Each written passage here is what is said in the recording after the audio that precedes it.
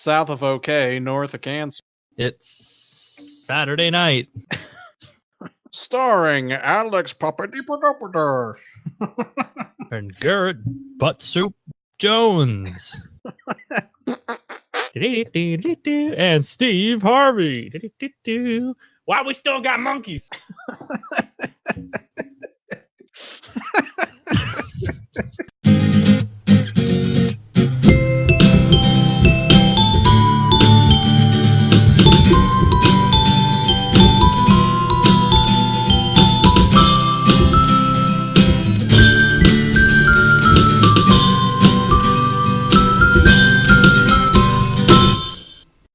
And welcome back.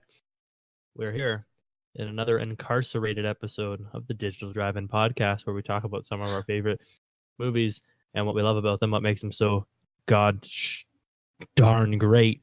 My name is Alex. As always, I'm joined by my little friendly neighborhood bitch face, Garrett Donardo. What? Spider bitch. Does whatever a spider bitch does. And we watched a movie. I'm Pickle Rick! And as always, we watch movies here. Garrett Donardo, why don't you tell all the fine folks what movies we watched this time? And that's the end of that. We only watched one. Okay. I didn't know if you wanted me to say every movie we've seen. I've seen. We're going to be here for a countless. long time. Countless? No, that's not true. There is a Go on number. Letterboxd and count. We watched Brawl in Cell Block 99 from 2017. What is it? It's a film that harkens back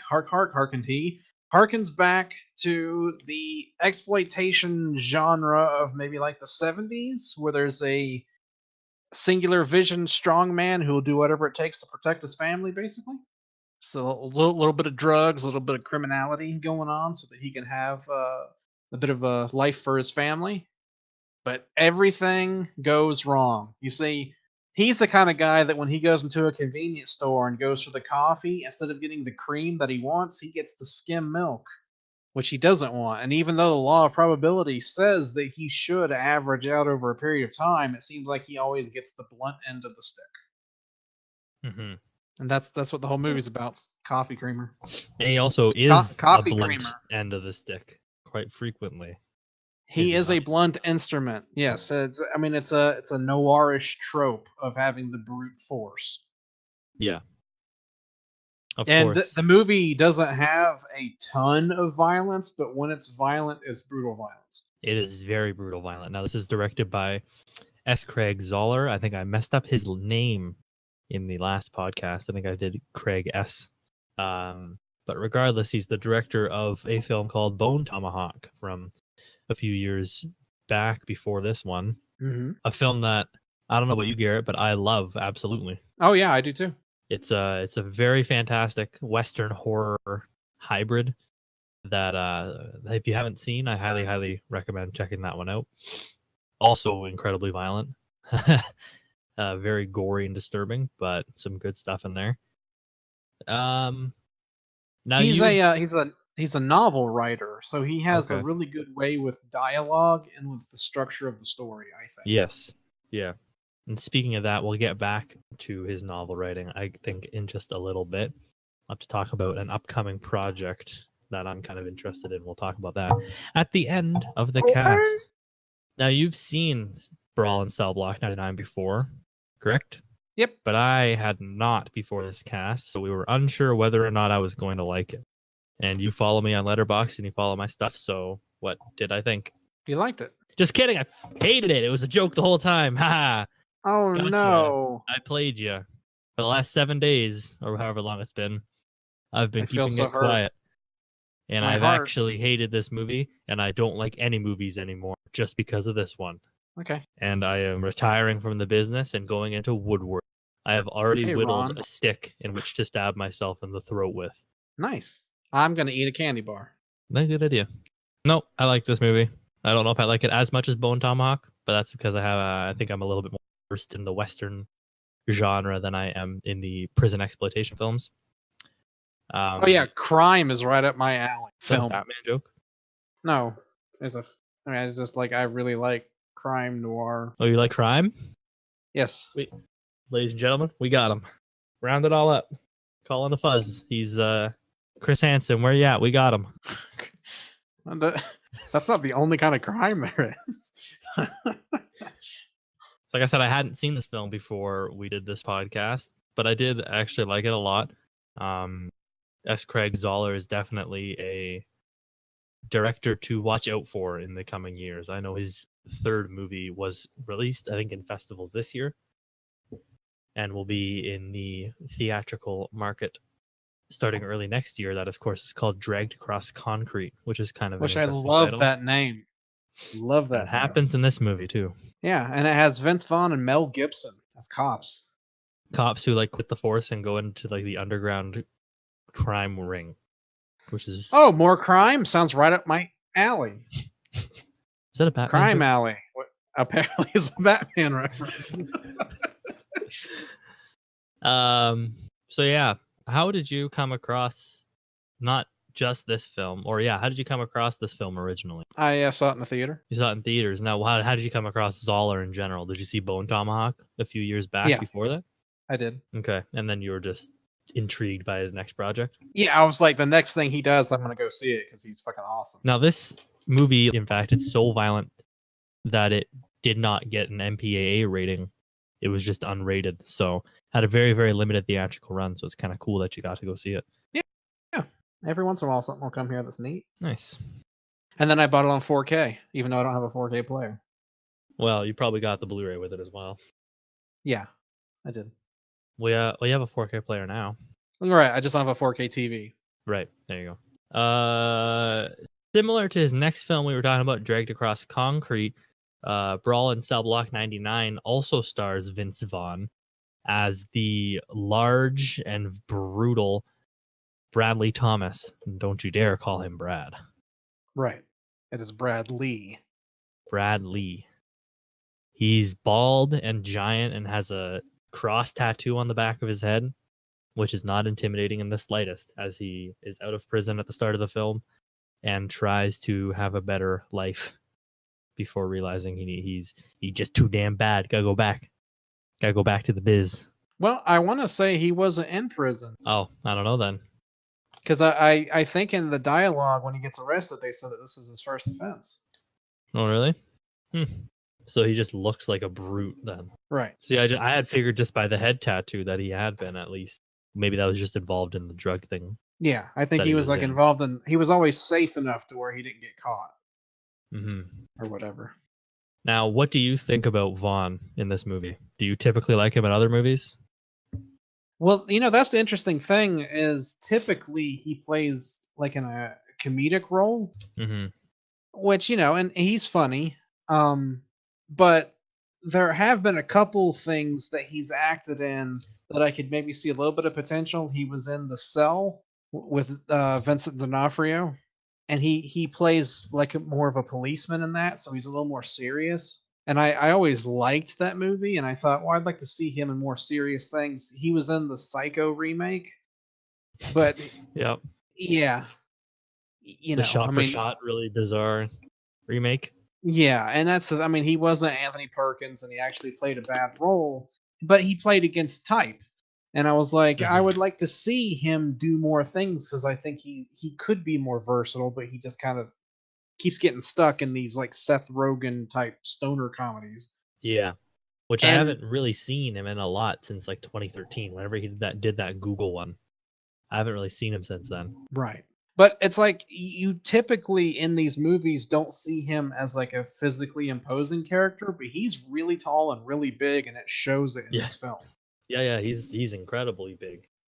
It's like 6'5" or something like that. It sure seems like it, yeah. It's gnarly. Now, he also was in a few years back in 2016, I think, a little show called True Detective. And never heard of it. He was in the second season, which a lot of people dislike strongly. I think it's pretty good. It does something different than the first season. Maybe that's a discussion for another day. But he's highly contested as well, his performance. It starts off very weird and kind of again, he's playing against type as like this almost mob boss kind of character. But by the end of the 6 episodes or 8 episodes, he has this really good turn, and he's probably one of the best performers from that season. I still think maybe Colin Farrell and Rachel McAdams did a better job. But so I knew coming into this that he definitely had some acting chops because I liked him a lot in True Detective. I just wanted to see how the brutality that I had heard so much about would translate as well. And it does, because I forgot that he was 6'5" until we watched this movie. And like you're saying, he is massive and intimidating. Right. You would not want to come across him in an alley at all or on the street. Well, and the other thing is with Zahler being so good about developing characters and writing, like writing novels, you get accustomed to like writing how the character is thinking and how the character would act, towards what it is that they actually are. And there's a lot of visual setup in the film which shows what kind of person he is. And I really like the thought and care put into that rather than just, I mean, they could have like literally went straight to the drug job and then right into jail and have most of it in jail. Mm-hmm. But they spent the time developing the character and showing him how he would be and then moving on. And I like that. It's a very slow build. And yeah, I totally agree with you. It's fantastic. I think it's 45 minutes before he even goes to prison. And then without spoiling anything, I'd say it's probably another hour before the movie heats up at all. Like heats up and what you think it could be. Obviously, there's little sprinkles throughout of some violence to like make sure you don't get bored or whatever for the casuals.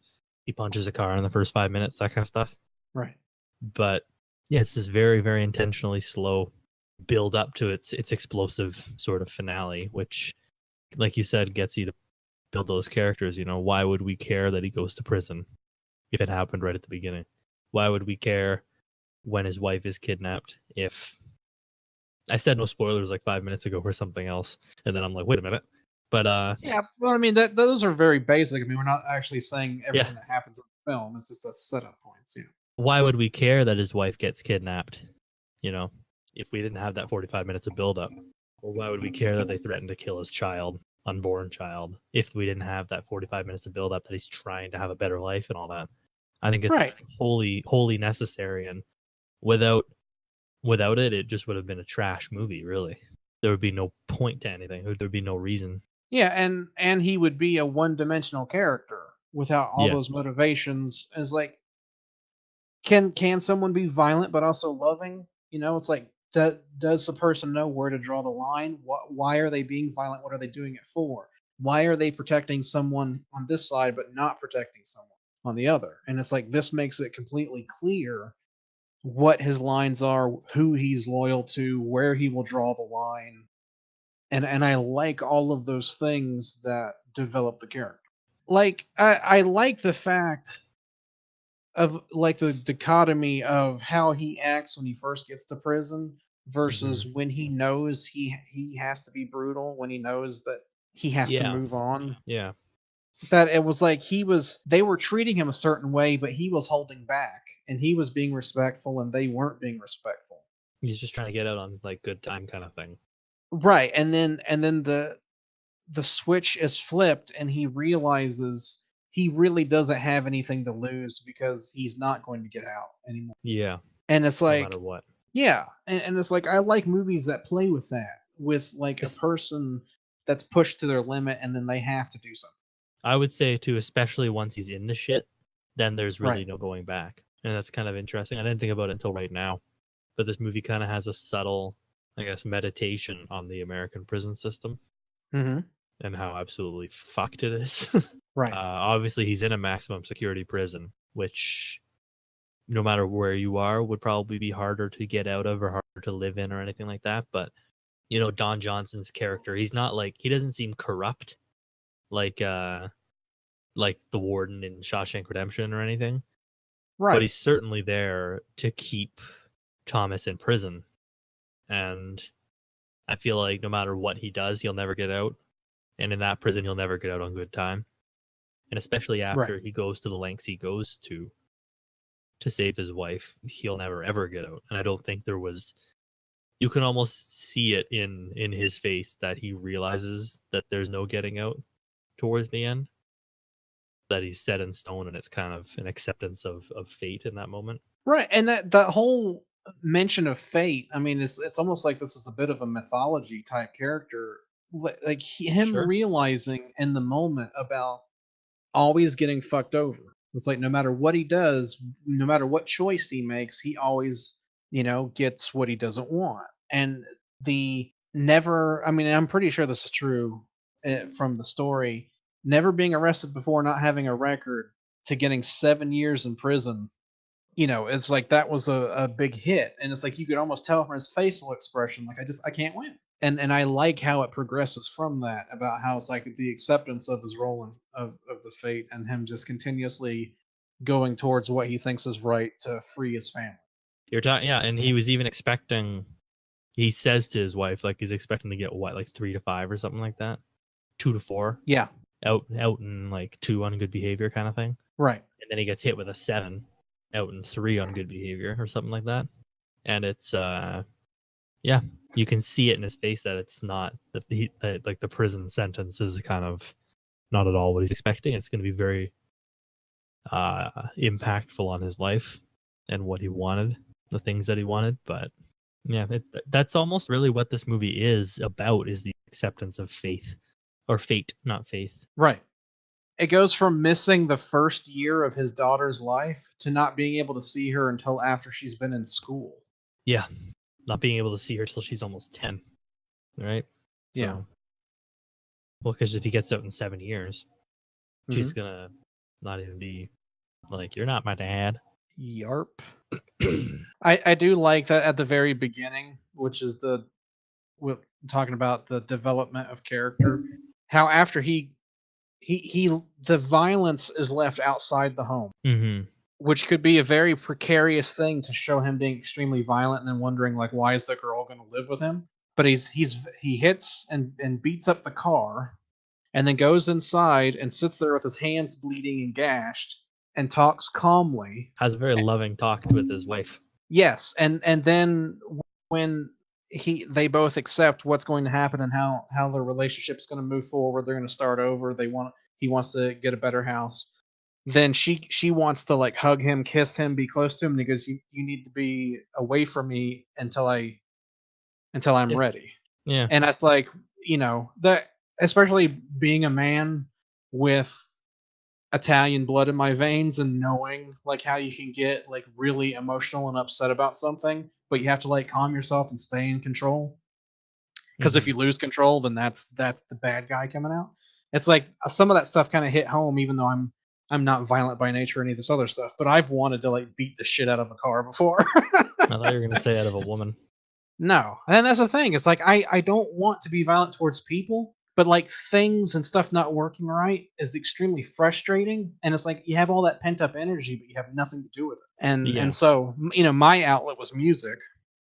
Being able to do that with the drums. Of course, I can't do it here, but my life is, like, way stressful too, so that probably helps a lot. But it's just like it's probably both Vince Vaughn and Craig Zahler both understand how that can be with the frustrations of things. Yeah. So it's like that rang true. There's a lot of things about this character that don't ring false. You don't, like, go, well, no, that character wouldn't do that. Right. They're people, and I think that comes from the fact that Zahler is an author, because he knows how to write characters, even if you're being dropped into this character in the middle of their life. He knows how to make it feel like they've had a life before we start watching these events, and that we'll have one, unless they're dead, after the events as well. It's just excellent writing in this. It's amazing. And that's, to me, like, I like to see adults in films. He's not a little emo, whiny kid that just got out of school and doesn't. It's like he knows what he wants from life. He has a steady job until he doesn't have it anymore for no fault of his own. It's not like he fucks something up. That's just how life goes. Yeah. And it's like how he handles that, and what he still takes care of his family. I mean, it's like, it's not like he's a failure in life and doesn't know anything. He is successful and really well trained and does things the way it's supposed to be. It just turns out poorly. And it's like he even saw ahead of time Like, I don't want to work with these two guys because they don't know how to handle themselves, and I Mhm. know what it is that's good, and someone else talks him into, hey, do this. I'll let you have time off for your kid. You know, you are protecting my interest. If you're going to be loyal to me, I want you to do this job. I can't trust anybody else to do it. I have to trust you. And it's like Yeah. all those things. It's like every single thing that happens. There's not a scene in this movie that doesn't fit and isn't there for a reason. It either progresses the plot, or it gives more things to do with the motivations of the character, or it sets up where the story is going and putting the pieces in place. And it's like, I love the fact that it doesn't feel like, why are we watching this? Or this doesn't make any sense. Or the character wouldn't do this, because all of it fits like it's supposed to. Mhm. Now, what about some of the supporting characters? I know we kind of touched on Don Johnson's character, who I know you love, right? I do. I'm a huge fan growing up, especially when you're a kid that grows up in Florida during the early 80s. Hmm. Miami Vice was the biggest fucking show in the universe to me at that point. And so Right. I love it. I own it on Blu-ray. I used to own it on DVD. It's just a really fun show. Yes, it's cheesy, but um, and I always liked him as an actor, and so it's neat to see him. He was in this. He was in Django Unchained. Which we did a few Um, episodes back. and then he was in another movie called Cold in July, which is really good too. That's another one of these kind of noirish crime Hmm. movies. And so it's like, it's just neat to see him in little roles, because he does bring a little something to it. He has charisma. He has a little bit of that unknowable quality to him. I mean, this could have been a very one-dimensional character, or it could have been like a sleazy warden, like you said with Shawshank, but he wasn't like that. Yeah. It seemed like he had very strict regulations, but he seemed like he was a man of his word. And for Yeah. that kind of like to come Yeah. across without them really having to give a bunch of like extemporaneous speeches or anything, it's just like the way he held himself. You knew what he said was what he meant, and I like that. The girl, I don't know if I've seen Jennifer Carpenter in a lot of things. I think she was She was on fine. Dexter. Okay. That's her. That's her biggest role so far. Was his stepsister slash wife. Stupid ass Apparently, show. she was in The Exorcism of Emily Rose, Okay. and she was the lead in Quarantine. So yeah, Which she has a that was the American a movie right, Rec, I think. something like that. REC. Anyway, haven't seen her in much outside of Dexter. Wasn't huge on her in this movie. Um, Character's written fine. I think it's just all in the performance. She's adequate. She does a good job. Good enough being that foil. She's better at the Yeah, beginning, I think, than she is throughout. She's also not in it that very much outside of the first 45 minutes. yeah. I mean, She that's has a good she. cathartic moment at the end. That's about it. Mhm. Yeah, she's basically a set piece. Yeah, Um, which is it's kind of, I mean, a it's a little shame unfortunate. because yeah, there's not like a strong female character in the film. But at the same time, it is really Vince Vaughn's character that you're focused on, and every other character is basically a side character in this. Yeah, no, it's the 100% the Vince Vaughn show completely. I was extremely happy the first time I saw it. I think I actually stood up in the theater and said Udo Kier. Um, be- but the other like three people are like, yay! This guy, he's been in a ton of stuff. He's a German actor, and most of Mhm. his stuff is like either horror or exploitation. Um, Right. he was, yeah. So he's always fun. He was He in plays a Blade. creepy guy. What did you say? I said he was in Blade. He was in. I mean, yeah, he was in Blade. He was in Suspiria. The He original? was Oh in. fuck yeah, you're right. Yeah, he Yeah, was yeah, in the yeah, yeah, old yeah. stuff. He Huh. was in Ace Ventura. Um, Damn. He's been everywhere. He's been in a shitload of stuff. He has hold on. 263 acting credits on IMDb. yeah. So he's just Crazy. He's in Dragged you've Across Concrete. you've seen him. If you've watched movies, you've seen something this guy's been in. Yeah. He's got a very weird essence to him in this movie, does he not? Yeah, I mean that's just he's. I mean, it's not the same as like Christopher Walken, but he kind of has that essence of speaking weird and being weird and just having a very different presence in a film, See, I which wasn't is gonna go great. Christopher Walken. Fuck Hmm. me, I'm gonna be the one that does it. He has a very mystery man from Lost Highway essence. Not Yeah, Robert Blake. yeah, when he comes in the film and he's like, yeah. See, I wasn't even going to bring anything up. I'm the one that did the Lynch Mm-hmm. thing You this got time. lynched. Me, I got lynched. Anyway, yeah, he's got very much that mystery man from Lost Highway feel. At least I got when he comes in and he sits, or when you're expecting it to be like his wife or his friend or something at the phone, and then it's this dude, and he's very ominous and flat, and he's not like, he doesn't have any emotion. He's just like, no, this is what's going to happen. You hear me? I'm the one that's in control. And then it hangs up and just walks away and disappears for a bit. I mean, till the end. His opening scene is a little more Mystery Man-esque than the rest of his stuff, but right. Still, it's quite the introduction. And a hell of a character too. Gets blasted in the face. As a character like that should. And the abortionist was like funny as a very incidental character too. Right? It's kind of like he was so disappointed. Yeah. Yes. So disappointed that he couldn't tear apart a tiny child. Yeah. Imagine that being your job and being excited about it. Oh, I can't wait to kill some fucking babies today. Oh, fuck yeah. Wow. You okay? That'd be terrible. It'd be a horrible job. But no, like you're saying, all the side characters are all there just to support Bradley in his journey, and I think they're all fantastic. For the most part, like in their respective parts. Right. I mean, there's quite a few that have, like, you don't confuse the people in the roles, even if you don't know what their name is or whatever. It's like they have distinctive visual qualities about them. I don't even know if I want to address that one point that I wrote in there, because it's a crackpot theory that I got just by like one look that she gives him. Yeah, I think so. Get that at all? I know what you're saying. The very first time I saw it, I was like, well, she did obviously cheat with somebody. That's what I'm saying. And they almost, unless it was just to get them to like reconcile at the start of the film, I don't see why it would have been there. But the way, like, after they shoot the guys in the face, he like goes to console her or whatever, and she's like, "Don't fucking touch me." So I think, yeah, I mean, some of that could have been just knowing him. Yeah, that's true. Of what kind of a guy that is. Because didn't he like they said earlier like he dressed his daughter in that really like provocative outfit. Oh yeah, so maybe she's just creeped out by him. We're of course talking about his sort of drug kingpin friend that he works for. Figure instead of cut that. I kind of think that Vince Vaughn's character wouldn't have had her go to him. Yeah, but do you think he would have known? Oh, I'm assuming that she told him at some point. They seem to be reconciled pretty well. Like she knows he knows who it is, kind of thing.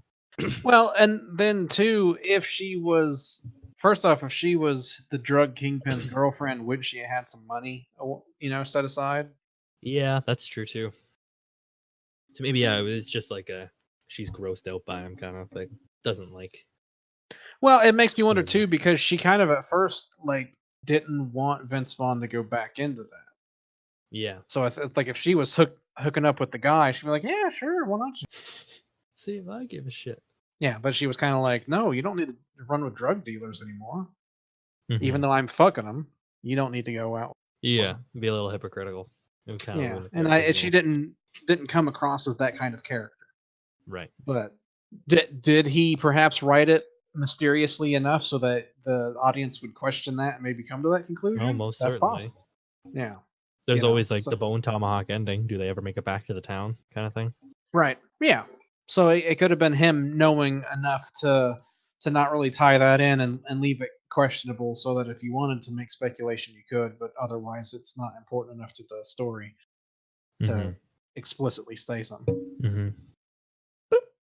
By the way, I love the cover art of this film. That the white border.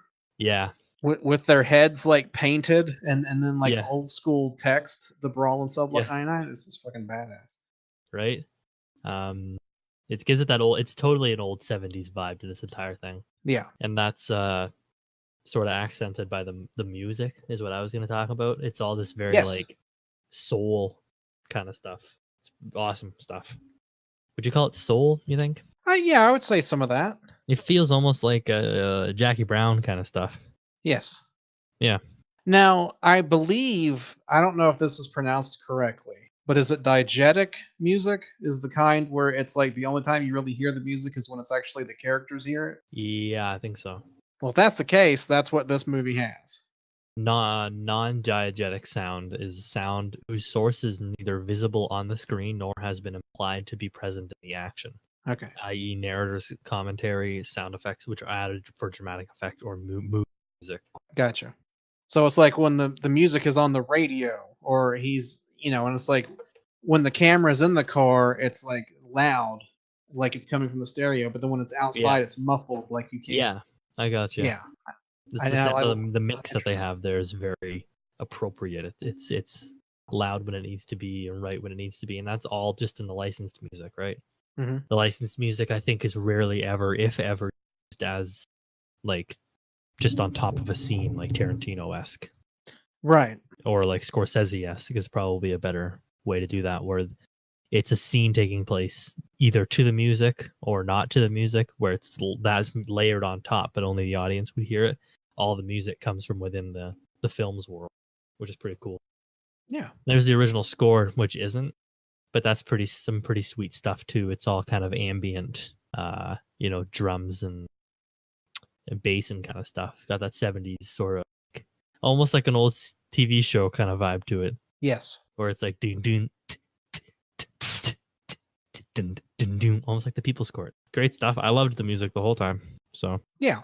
I agree, and it's not like it's overbearing. It really fits within the world. and it's used sparingly. It's not constant. It's only used at the right times. But every time I felt that it was really, really good. So, and I guess we haven't talked about it at all yet. Really, we talked about how brutal it was in passing, but the gore effects in this are really gnarly, aren't they? Mm-hmm. Bone Tomahawk is, of course, famous for the scene in which, spoilers, a man is hacked in half from ass to head.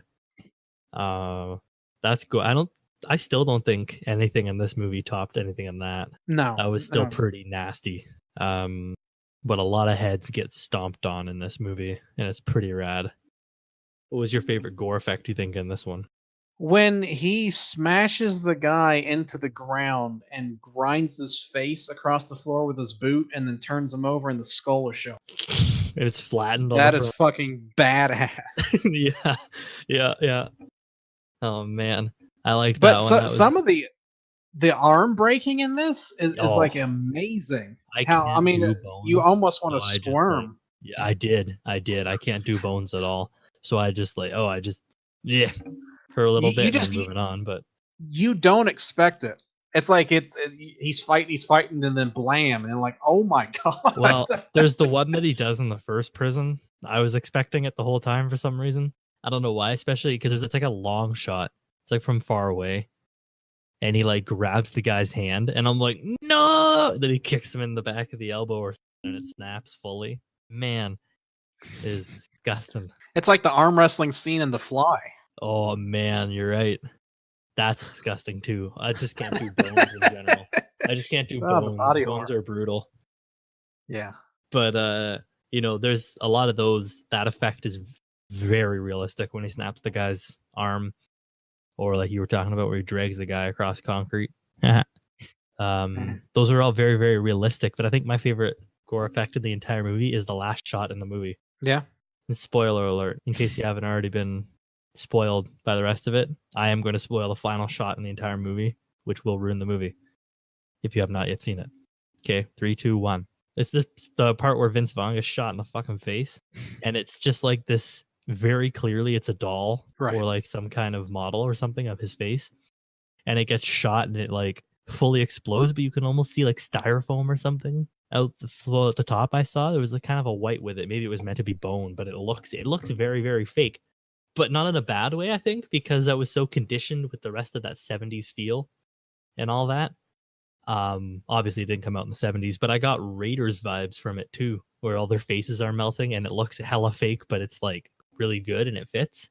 I got the same kind of feeling here, where that shot, I don't think there was, and then it kicks into like that same kind of old 70s soul music with the title on screen right after that. I don't think there's any better way to end that movie, would have that kind of, old aesthetic-y model of Vince Vaughn's face getting blown up. It's awesome. I agree.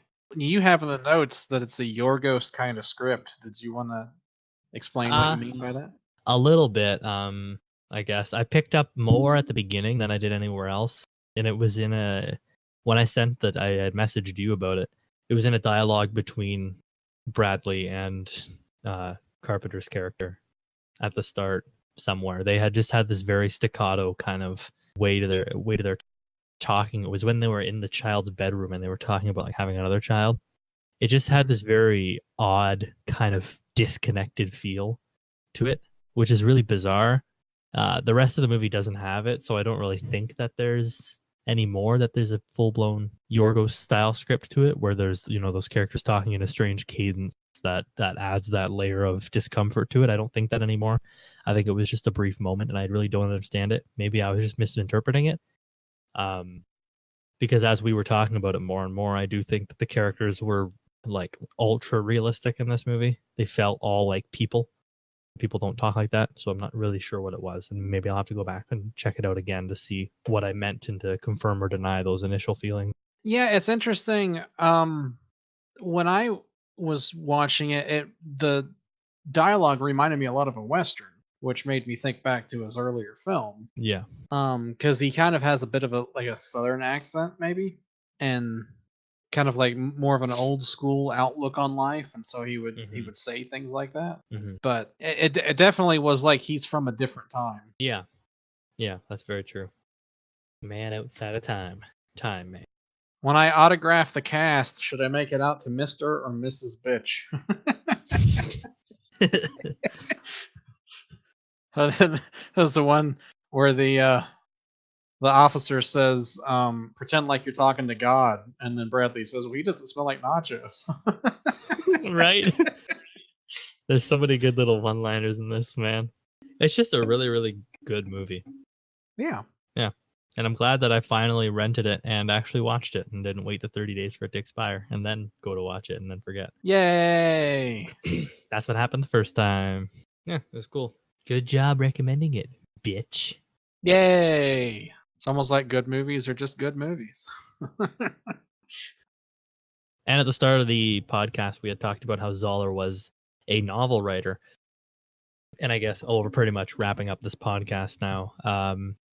Looking forward towards the future. Obviously, Dragged Across Concrete is coming out relatively soon, and I know I'm immensely excited to see that one after seeing this. I don't know about you, Garrett. Nah, I don't care. But looking farther to the future, Zahler wrote a novel. That's name escapes me. I don't know if the novel's called it, but he wrote a novel, that a movie coming out called Wraiths of the Broken Land is going to be coming out very soon. It's going to be directed by Ridley Scott, whose work is up and down to me, but it will be written by Drew Goddard, who I very, very much enjoy. This is obviously the writer-director duo behind The Martian, a movie which I thoroughly, thoroughly love. I don't know about you. I hate it. Yeah, you give me a real response, bitch. I liked it. I owns it too. He owns it. He owns it. But I'm very excited. It's another Western film. The plot is simply a father attempts to rescue his daughters from a brothel with the help of his two sons and their outlaw gang. There's absolutely nothing about it so far other than the director and writer that I have mentioned before. And the fact that the novel is, of course, written by Zahler, which ties it back to this film. Kind of interesting. Can't wait to see that. Interested in reading the book. Just interested in reading some of Zahler's novel work, which is pretty cool. A lot of the modern writers that I really enjoy are novel writers as well, which is, I find that's very interesting. I don't know. Probably, like you said, it's because they have a grasp on structure and characters. Would you think that's why Zahler succeeds? I think it is both the fact that he writes and has that method of telling a story, well at hand, but it's also he's a fan of movies and he goes back to things that work really well and work within that structure. He's sort of like a more like artistic, or maybe not artistic, but like more art film version of Tarantino. Right. Where I was going was that two of my other favorite writers right now, currently both are working in television, and both are also novel writers. One of them is Noah Hawley, who does Fargo and Legion, both of which are fantastic shows. And the other is, and I cannot pronounce his last name, which is ironic, Nick Pizzolatto, who does True Detective. Both of them have written a few novels, which probably lends to how they can structure their story. But it's very interesting. It's almost like a current trend in up-and-coming writers that are novelists as well. Cool. And all three of their work is fairly similar, kind of almost has the same tone almost. Zahler and Pizzolatto, whatever. Nicky boy.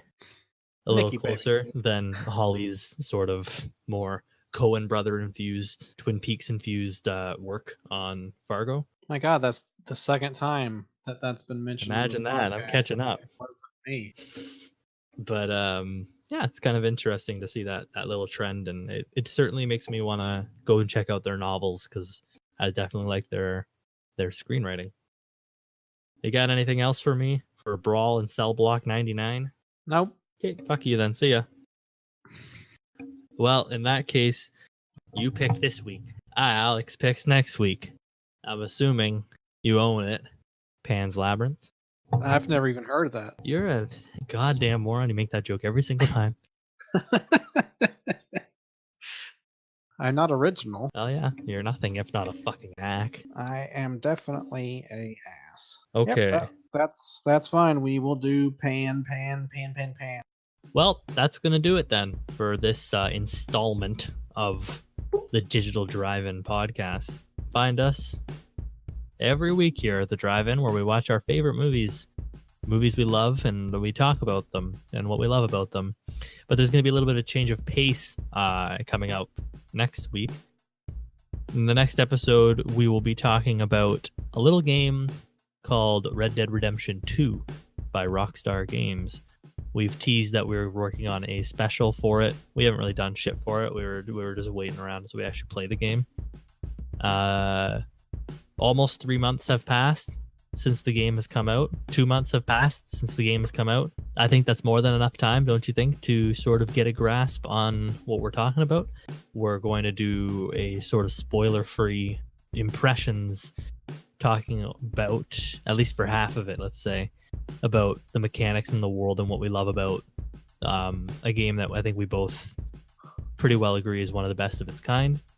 Mm-hmm. And then if there's anything involving story spoilers, I know there's a lot of people still taking their time, we'll very, very clearly give warning before we start talking about how and, so on and so forth. And looking ahead, of course, that's a special episode that will not have a number to it. It'll just be like a Digital Drive-In special. Looking ahead to, I guess, episode 10, 11. What will we be on? I have no 11. idea. 11. We'll be watching a film called Pan's Labyrinth by a favorite of mine, Guillermo del Toro. It'll be a very interesting discussion and our first foreign language film on this podcast. As always, you can follow me on Twitter at Alex's Reviews. You can follow Garrett on Twitter at Garrett Donardo. You can follow the Digital Drive-In podcast on Twitter at digital_score podcast. And you can follow both of us on Letterboxd as well if you want. I'll post the links to those in the description below. And that's about all she has for you today. Am I missing anything? No, I don't think so. Sounds good to me. Well, then that's it.